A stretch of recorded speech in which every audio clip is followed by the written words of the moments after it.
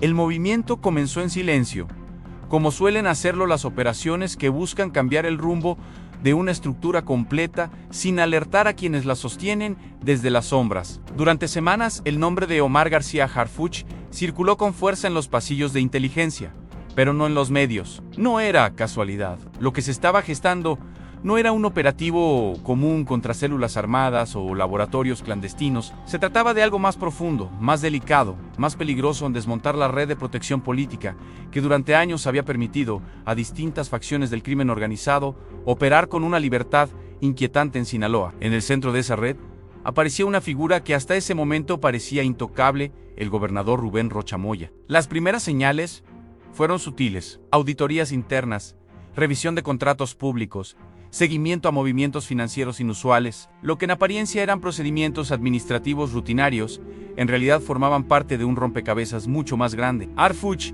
con experiencia en inteligencia y operaciones de alto impacto, sabía que un golpe frontal no sería suficiente. Si realmente quería desarticular los vínculos entre el poder político y los cárteles, necesitaba pruebas sólidas, irrefutables, capaces de resistir no solo el escrutinio judicial, sino también la presión mediática y las posibles represalias. Cada documento, cada transferencia, cada reunión registrada comenzaba a construir una narrativa que apuntaba hacia un mismo lugar, una relación sistemática entre el gobierno estatal y actores clave del narcotráfico. Te invito a que te suscribas a nuestro canal, le des like a nuestro video y comentes qué te pareció para seguirte informando. Conforme avanzaban las investigaciones, el círculo se estrechaba. Intercepciones legales revelaban conversaciones comprometedoras, donde intermediarios hablaban de acuerdos y protección de zonas liberadas para operar sin interferencias. No se trataba de rumores ni de testimonios aislados. Era un patrón consistente que mostraba cómo ciertas decisiones gubernamentales coincidían con los intereses de grupos criminales específicos. En ese punto, el caso dejó de ser una sospecha para convertirse en una amenaza directa al orden institucional. Harfuch entendió que ya no se trataba solo de seguridad pública, sino de la credibilidad del Estado. El momento decisivo llegó cuando se logró vincular una serie de operaciones financieras con cuentas asociadas a personas cercanas al gobernador.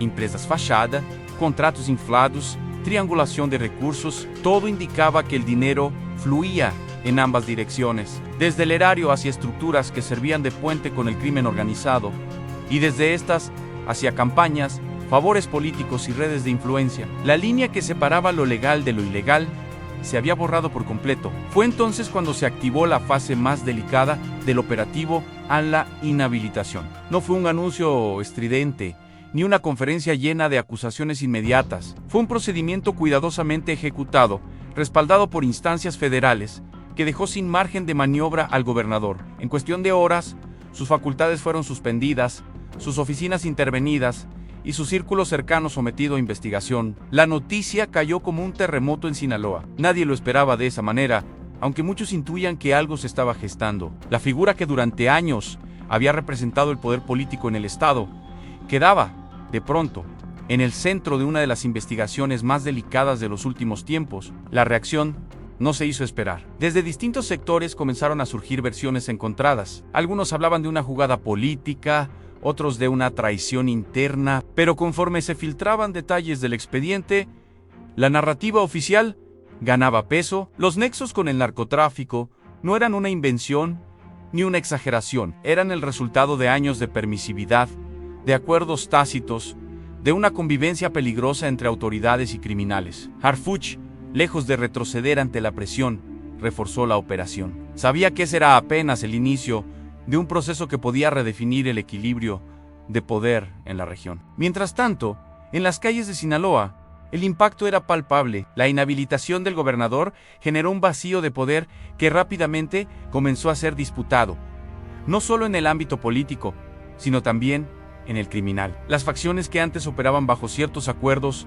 ahora se enfrentaban a un escenario incierto, donde las reglas del juego habían cambiado. La intervención federal no solo apuntaba a limpiar las instituciones, sino también a romper las dinámicas que habían permitido la expansión del narcotráfico bajo un manto de aparente estabilidad. En ese contexto, la figura de Harfuch se volvió central. Para algunos, un estratega decidido a enfrentar la corrupción sin importar las consecuencias. Para otros, un operador que había cruzado líneas peligrosas en un terreno donde los intereses son demasiado complejos. Pero más allá de las interpretaciones, lo cierto es que su intervención marcó un antes y un después. La caída política de Rocha Moya no era un hecho aislado, era el síntoma de un sistema que comenzaba a resquebrajarse desde dentro. A medida que avanzaban los días, nuevas revelaciones salían a la luz. Testimonios de exfuncionarios, documentos, filtrados, registros de reuniones que confirmaban la existencia de una red mucho más amplia de lo que inicialmente se pensaba. El caso ya no se limitaba al gobernador. Alcaldes,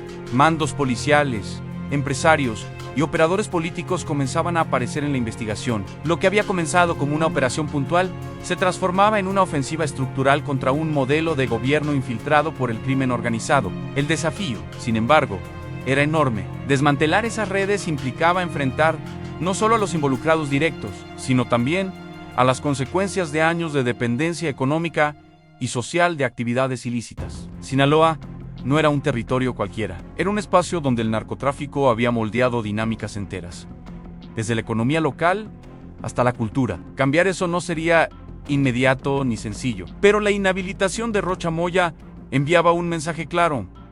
La tolerancia había terminado. En los meses siguientes, el proceso continuó profundizándose. La justicia avanzaba lentamente, como suele hacerlo en casos complejos, pero con pasos firmes. Harfuch, por su parte, mantenía una presencia constante, supervisando, ajustando estrategias, anticipando movimientos. Sabía que el verdadero riesgo no estaba solo en lo que ya se había descubierto, sino en lo que aún permanecía oculto, porque cuando se toca una estructura de poder tan arraigada, las reacciones pueden ser impredecibles. El caso de Sinaloa comenzó a ser observado a nivel nacional e incluso internacional, no solo por la magnitud de las acusaciones, sino por lo que representaba la posibilidad de que finalmente se rompiera el vínculo histórico entre política y narcotráfico en una de las regiones más emblemáticas en ese sentido. No era una garantía de éxito, pero sí un precedente importante. Y en ese escenario, la figura de Rocha Moya pasaba de ser un actor central del poder estatal a convertirse en un símbolo de lo que ocurre cuando las instituciones se contaminan. Así, lo que comenzó como una investigación silenciosa terminó por desencadenar una transformación profunda. No inmediata, no definitiva, pero sí significativa. La inhabilitación del gobernador no resolvía todos los problemas, pero abría una puerta que durante mucho tiempo había permanecido cerrada. Y detrás de esa puerta se encontraba la posibilidad, todavía incierta, de reconstruir un sistema donde la ley no estuviera subordinada a intereses criminales. El impacto de la inhabilitación no se detuvo en el plano político inmediato. Por el contrario, comenzó a irradiarse hacia todos los niveles de la estructura estatal, dejando al descubierto una red de dependencias, lealtades y silencios que durante años habían permitido que el engranaje funcionara sin grandes sobresaltos. Lo que antes parecía estabilidad, ahora se interpretaba como una calma sostenida artificialmente por acuerdos ocultos. En ese escenario, la intervención liderada por Omar García Harfuch empezó a revelar no solo vínculos directos, sino también zonas grises donde la omisión había sido tan determinante como la complicidad activa. A medida que los equipos federales tomaban control de áreas clave del gobierno estatal, se hacía evidente que muchas decisiones administrativas no respondían únicamente a criterios técnicos o políticos, sino a una lógica de conveniencia compartida con actores criminales. Licitaciones dirigidas, obras públicas en zonas estratégicas para el trasiego de droga, nombramientos de mandos policiales con historiales cuestionables. Cada hallazgo reforzaba la idea de que el problema no era un individuo aislado, sino un sistema que había aprendido a convivir con la ilegalidad como parte de su funcionamiento cotidiano. Las investigaciones también comenzaron a adentrarse en el terreno de la seguridad pública. Uno de los puntos más sensibles, informes internos revelaban que ciertas operaciones contra grupos delictivos eran deliberadamente postergadas o ejecutadas de manera ineficaz. En contraste, otras acciones parecían dirigidas a debilitar a facciones específicas, favoreciendo indirectamente a sus rivales. Este patrón sugería que la fuerza del Estado había sido utilizada como herramienta dentro de disputas criminales, alterando el equilibrio de poder en beneficio de quienes contaban con protección política. En paralelo, surgieron testimonios de funcionarios de nivel medio que, bajo condición de anonimato, describían un ambiente donde las órdenes ambiguas eran la norma. No se trataba de instrucciones explícitas para colaborar con el crimen organizado, sino de señales implícitas que marcaban los límites de lo permitido. Hay temas que no se tocan, operativos que no se autorizan, zonas donde es mejor no intervenir. Ese tipo de directrices, difíciles de documentar pero ampliamente comprendidas, habían creado una cultura institucional basada en la autocensura y el cálculo constante de riesgos. La figura de Rubén Rocha Moya, en ese contexto, comenzó a ser analizada no solo por sus acciones directas, sino por su papel como eje de un modelo de gobernanza que había normalizado esas prácticas. La acumulación de pruebas apuntaba a una responsabilidad que iba más allá de decisiones puntuales, sugiriendo una tolerancia sostenida, cuando no una coordinación con intereses criminales. La inhabilitación, por tanto, no era el final del proceso, sino el punto de partida para una revisión mucho más amplia de su gestión. Mientras tanto, en el terreno político las reacciones seguían evolucionando. Algunos actores que inicialmente habían guardado silencio comenzaron a distanciarse públicamente, intentando marcar una línea clara entre sus trayectorias y el escándalo en desarrollo. Otros, en cambio, optaron por cuestionar la legitimidad de la intervención federal, argumentando posibles motivaciones políticas. Sin embargo, conforme se acumulaban los elementos probatorios, esas posturas perdían fuerza frente a la magnitud de lo que se estaba revelando. En las Cales, la percepción ciudadana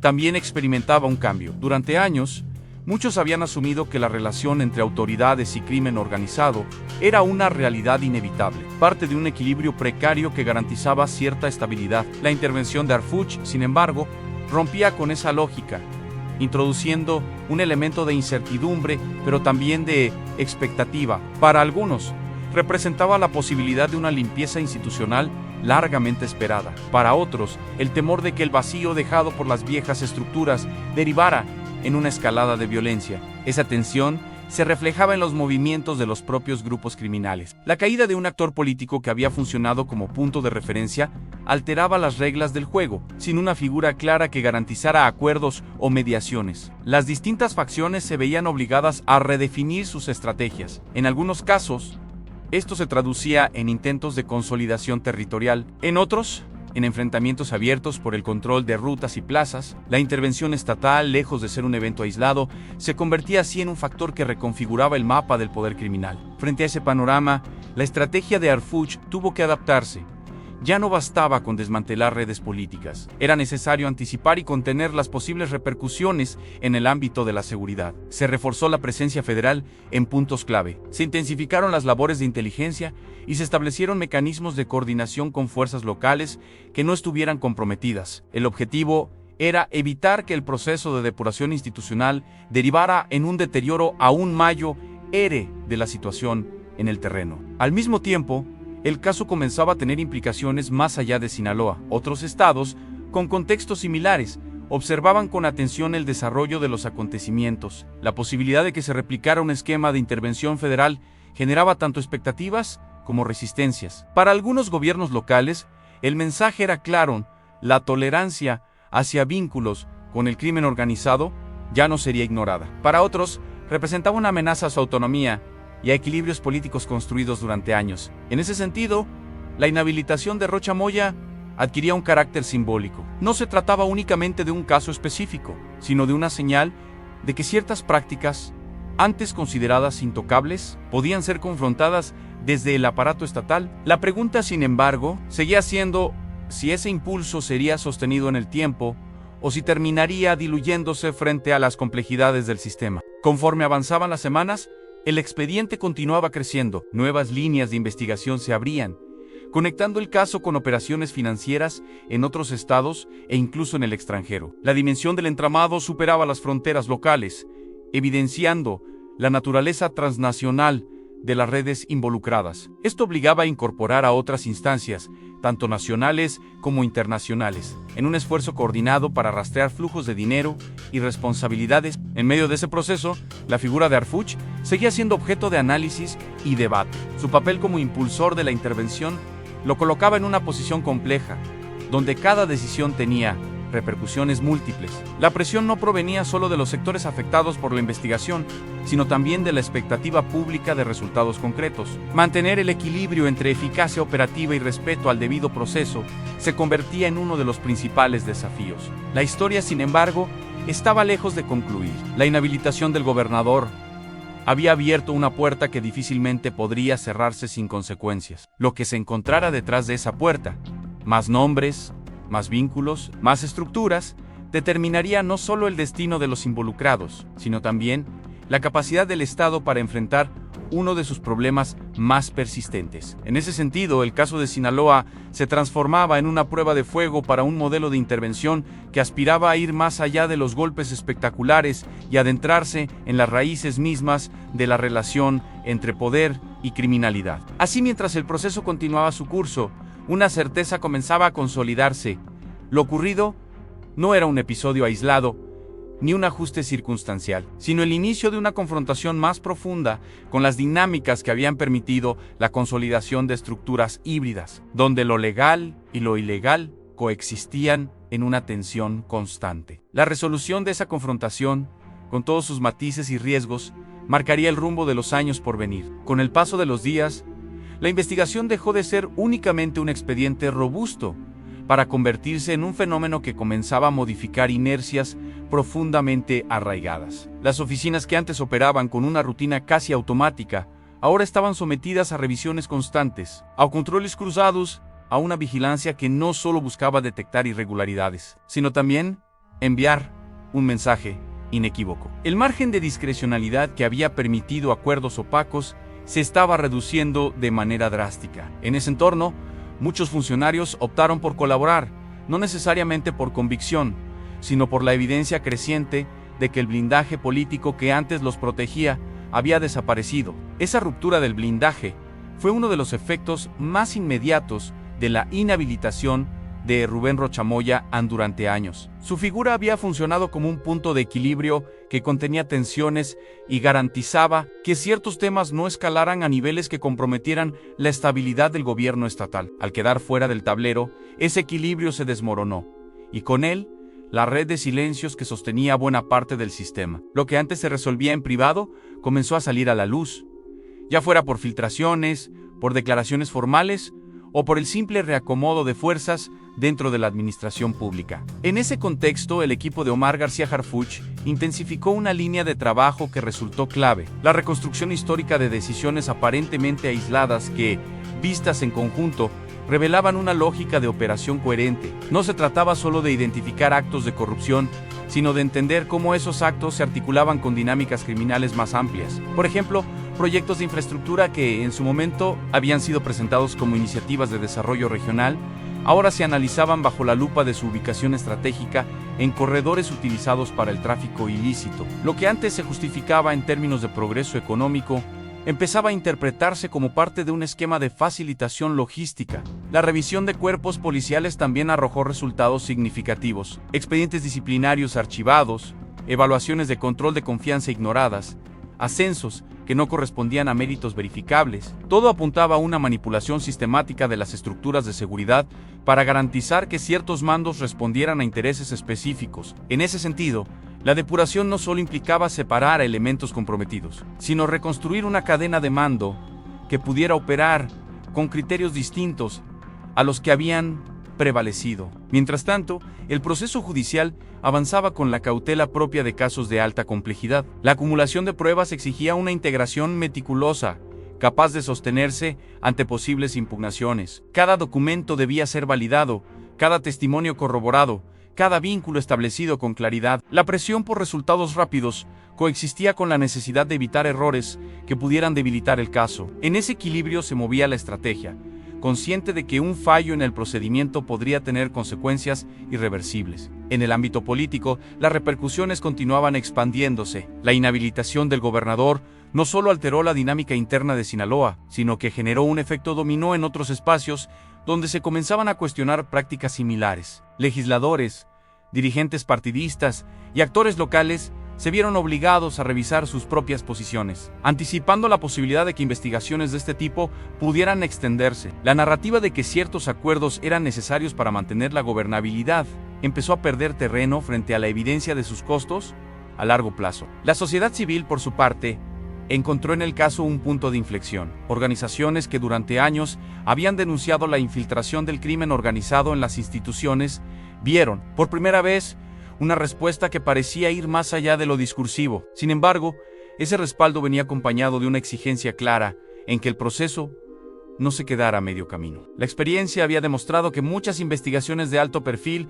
terminaban diluyéndose con el tiempo, ya fuera por cambios políticos, por presiones externas o por la complejidad misma de los casos. Evitar ese desenlace se convirtió en una prioridad no solo para las autoridades, sino también para quienes seguían de cerca el desarrollo de los acontecimientos. En las regiones más afectadas por la presencia del crimen organizado, la situación era más ambigua. Por un lado, la intervención generaba expectativas de cambio. Por otro, la incertidumbre sobre el reacomodo de fuerzas provocaba inquietud. Comerciantes, transportistas y ciudadanos en general se encontraban en una posición donde cualquier alteración del equilibrio podía traducirse en riesgos concretos. La presencia reforzada de fuerzas federales buscaba contener esas tensiones, pero también evidenciaba la fragilidad de un orden que durante años había dependido de acuerdos informales. A nivel operativo, la estrategia comenzó a incorporar un componente preventivo más marcado. No se trataba solo de reaccionar ante los hallazgos de la investigación, sino de anticipar escenarios derivados de la desarticulación de las redes existentes. Esto implicó un trabajo más fino de inteligencia, orientado a identificar posibles focos de conflicto antes de que se materializaran. La coordinación interinstitucional se volvió esencial, integrando información de distintas fuentes para construir un panorama lo más completo posible. En paralelo, las líneas de investigación financiera continuaron ampliándose. El rastreo de recursos permitió identificar conexiones que no eran evidentes en un primer momento, vinculando actores locales con estructuras más amplias. Este componente resultó particularmente relevante, ya que evidenciaba cómo el flujo de dinero servía como hilo conductor entre decisiones políticas y actividades ilícitas. La capacidad de seguir ese rastro se convirtió en una de las herramientas más efectivas para desentrañar la complejidad del entramado. La figura de Rocha Moya, mientras tanto, se transformaba progresivamente en el eje de un caso que trascendía su propia trayectoria. Más allá de su responsabilidad individual, su situación reflejaba las consecuencias de un modelo de gestión que había normalizado la convivencia con intereses criminales. Su caída no era solo un episodio político, sino un símbolo de lo que ocurre cuando las instituciones pierden su capacidad de establecer límites claros. En ese escenario, el papel de Arfuch seguía siendo determinante, no solo por su capacidad operativa, sino por la dirección estratégica que imprimía al proceso. La consistencia en la ejecución, la acumulación de evidencias y la ampliación de las investigaciones mostraban una intención de ir más allá de un caso emblemático para sentar precedentes. Sin embargo, esa misma ambición implicaba riesgos, especialmente en un entorno donde los intereses afectados eran múltiples y profundamente arraigados. Conforme el proceso avanzaba, se hacía cada vez más evidente que el desenlace no dependería únicamente de la solidez de las pruebas, sino también de la capacidad del Estado para sostener el impulso inicial frente a las presiones que inevitablemente surgirían. La historia reciente ofrecía múltiples ejemplos de iniciativas que, pese a comenzar con fuerza, terminaban debilitándose con el tiempo. Evitar ese patrón se convertía en uno de los mayores desafíos. Aún así, lo que ya había ocurrido era suficiente para alterar el panorama. La inhabilitación de un gobernador en un contexto como el de Sinaloa, acompañada de una investigación que apuntaba a vínculos estructurales con el crimen organizado, marcaba un precedente difícil de ignorar. La pregunta ya no era si existían esas relaciones, sino hasta qué punto podían ser desmanteladas sin generar un colapso mayor. En última instancia, el proceso abierto no solo buscaba sancionar conductas, sino redefinir los límites de lo posible dentro de la relación entre política y criminalidad. Si lograba consolidarse, podría sentar las bases para un cambio más profundo. Si fracasaba, corría el riesgo de reforzar la percepción de que esas dinámicas son, en última instancia, inamovibles. En ese punto se encontraba la historia, suspendida entre la posibilidad de transformación y el peso de inercias que durante años han demostrado una notable capacidad de adaptación. A medida que el proceso seguía avanzando, comenzó a hacerse visible una capa aún más compleja del entramado en la forma en que los intereses económicos legales se habían entrelazado con dinámicas ilícitas hasta volverse, en algunos casos, indistinguibles: empresas constructoras, proveedores de servicios, intermediarios financieros y hasta sectores aparentemente ajenos a cualquier actividad criminal empezaron a aparecer en las líneas de investigación. No siempre como actores centrales, pero sí como piezas dentro de un sistema que había aprendido a integrar recursos de distinta procedencia bajo una lógica de beneficio compartido. Esa expansión del foco obligó a replantear la dimensión del problema AN. Ya no se trataba únicamente de política y narcotráfico, sino de un ecosistema completo donde múltiples sectores encontraban incentivos para mantener el statu quo. En ese contexto, la narrativa pública comenzó a transformarse. Lo que en un inicio se percibía como un caso de corrupción de alto nivel fue adquiriendo matices más estructurales. Analistas, académicos y observadores empezaron a hablar de captura institucional, de economías híbridas, de zonas de tolerancia construidas a lo largo del tiempo. El nombre de Rubén Rocha Moya seguía siendo central, pero ahora funcionaba como puerta de entrada a una discusión más amplia sobre los límites del poder estatal en regiones donde la presencia del crimen organizado no es solo una amenaza externa, sino un factor integrado en la dinámica social y económica. En paralelo, el proceso de reconfiguración interna del gobierno estatal enfrentaba sus propios retos. La designación de autoridades interinas, la reorganización de dependencias y la necesidad de garantizar continuidad en los servicios públicos generaban tensiones adicionales. No era sencillo sustituir de manera inmediata estructuras que, aunque cuestionadas, habían operado durante años con cierta eficacia administrativa. La intervención federal tuvo que equilibrar la depuración con la estabilidad, evitando que el desmontaje de redes corruptas derivara en un vacío funcional que afectara directamente a la población. Mientras tanto, las investigaciones judiciales comenzaban a entrar en una fase más visible. Audiencias, comparecencias, filtraciones selectivas, cada nuevo elemento que se hacía público alimentaba un debate cada vez más intenso. La defensa del exgobernador intentaba desacreditar las pruebas, cuestionar los procedimientos, plantear la posibilidad de motivaciones políticas. De otro lado, las autoridades insistían en la solidez del caso, subrayando la consistencia de los hallazgos y la conexión entre los distintos elementos. En medio de ese intercambio, la opinión pública se convertía en un terreno de disputa tan relevante como el judicial. El papel de los medios de comunicación también adquirió una relevancia particular. Algunos optaron por una cobertura detallada, profundizando en los documentos y testimonios disponibles. Otros privilegiaron enfoques más interpretativos, destacando las implicaciones políticas del caso. Esa diversidad de miradas contribuía a construir un panorama complejo, donde la verdad no se presentaba de manera lineal, sino como un conjunto de piezas que debían ser analizadas en conjunto. Para la ciudadanía, seguir el desarrollo del caso implicaba navegar entre versiones, contrastar información y formar un criterio propio, en un entorno cargado de intereses. En las regiones donde la presencia del crimen organizado había sido más intensa, la situación seguía siendo delicada. La reconfiguración de alianzas, la disputa por territorios y la incertidumbre sobre las nuevas reglas del juego mantenían un nivel de tensión constante. Sin embargo, también comenzaban a observarse cambios sutiles. Algunas comunidades reportaban una disminución en ciertas prácticas de control informal, como cobros o restricciones impuestas por grupos delictivos. No era un cambio generalizado ni definitivo, pero sí indicativo de que la alteración del equilibrio previo estaba teniendo efectos concretos. Desde el punto de vista institucional, uno de los mayores desafíos era evitar que el proceso se limitara a una sustitución de actores sin modificar las condiciones que habían permitido su consolidación. Para ello se empezaron a discutir reformas orientadas a fortalecer mecanismos de control, transparencia y rendición de cuentas. La idea era construir barreras que dificultaran la reproducción de esquemas similares en el futuro. No obstante, la implementación de esas reformas dependía de factores políticos que iban más allá del caso específico, lo que introducía un grado adicional de incertidumbre. La figura de Omar García Harfuch, en ese escenario, seguía concentrando atención. Su intervención no solo había desencadenado el proceso, sino que continuaba influyendo en su desarrollo. La forma en que se gestionaban los tiempos, la coordinación entre instancias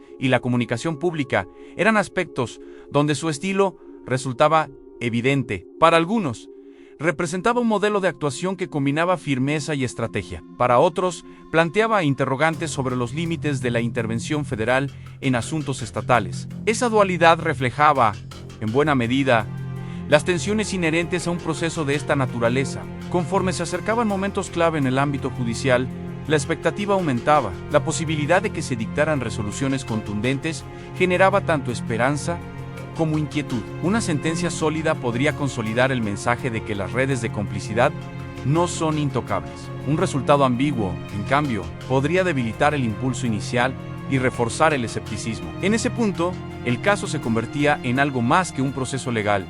Era una prueba de la capacidad del sistema para enfrentar sus propias fallas. Al mismo tiempo, el impacto del caso comenzaba a reflejarse en el ámbito político nacional. Discursos, posicionamientos, propuestas de reforma. La experiencia de Sinaloa se utilizaba como referencia, ya fuera para impulsar cambios o para advertir sobre los riesgos de determinadas estrategias. Esa proyección ampliaba aún más el alcance de lo ocurrido, situándolo como un episodio relevante en la discusión sobre seguridad, gobernabilidad y Estado de Derecho en el país. Sin embargo, más allá de las dimensiones políticas y mediáticas, el proceso mantenía una base concreta en la necesidad de esclarecer responsabilidades y establecer consecuencias. Cada avance en la investigación, cada prueba incorporada, cada testimonio validado contribuía a ese objetivo. La complejidad del caso no eliminaba esa premisa fundamental, aunque sí la hacía más difícil de alcanzar en términos absolutos. En última instancia, lo que estaba en juego no era solo el destino de un exgobernador ni la reputación de una administración, sino la posibilidad de redefinir la relación entre las instituciones y los factores que históricamente han intentado influir en ellas desde la ilegalidad. El camino hacia esa redefinición estaba lleno de obstáculos, contradicciones y riesgos, pero también de oportunidades para corregir rumbos y establecer nuevos precedentes. Así, la historia continuaba desarrollándose en múltiples planos, sin un desenlace claro, pero con una dirección que, al menos en ese momento, parecía orientada a confrontar de manera más directa las estructuras que durante tanto tiempo habían operado en la penumbra. El resultado final dependería de la capacidad de sostener ese impulso, de adaptarlo a las circunstancias cambiantes y de convertir los hallazgos en transformaciones duraderas. Porque, al final, la verdadera medida de este proceso no estaría en la magnitud del escándalo, sino en la profundidad de los cambios que lograra generar.